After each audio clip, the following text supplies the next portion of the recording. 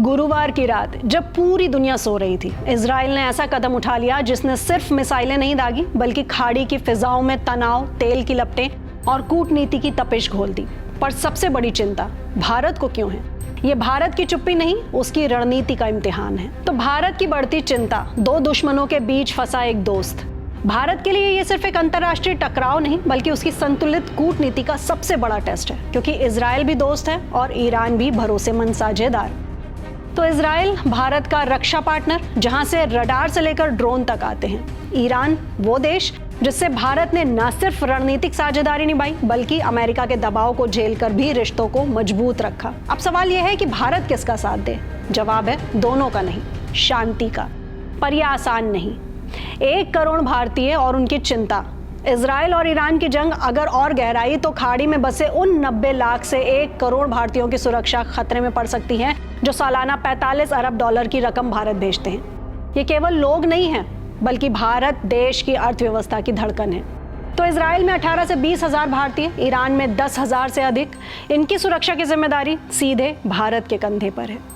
अब विदेश मंत्रालय की भाषा, गंभीरता का संकेत। भारत ने जो बयान दिया वो सिर्फ कूटनीतिक औपचारिकता नहीं है।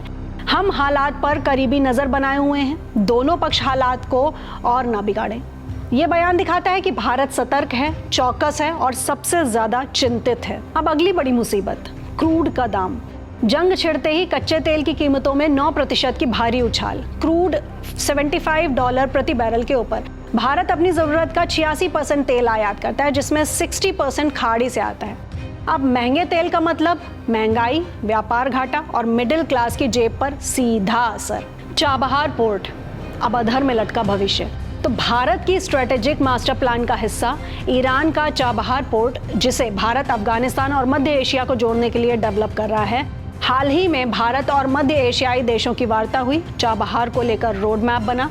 पर अब अगर ईरान युद्ध में उलझा तो ये प्लान भी ठंडे बस्ते में चला जाएगा। तो भारत की कूटनीति का टेढ़ा मोड़। भारत ना तो इजराइल को नाराज कर सकता है, वो जिसने ऑपरेशन सिंदूर में साथ दिया, और ना ही ईरान से दूरी बना सकता है, वो जो OIC में भारत का पक्ष लेता आया है।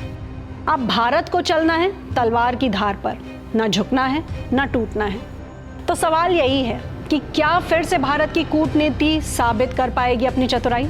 क्या भारत इस खतरनाक मोड़ पर अपने हितों को सुरक्षित रखते हुए वैश्विक शांति की राह बना पाएगा, या फिर उसे मजबूरन किसी एक का पक्ष लेना होगा?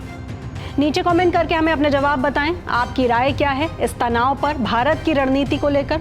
और ऐसे ही तेज, ठोस और सटीक एक्सप्लेनर्स के लिए फॉलो कीजिए आई नेक्स्ट लाइव को।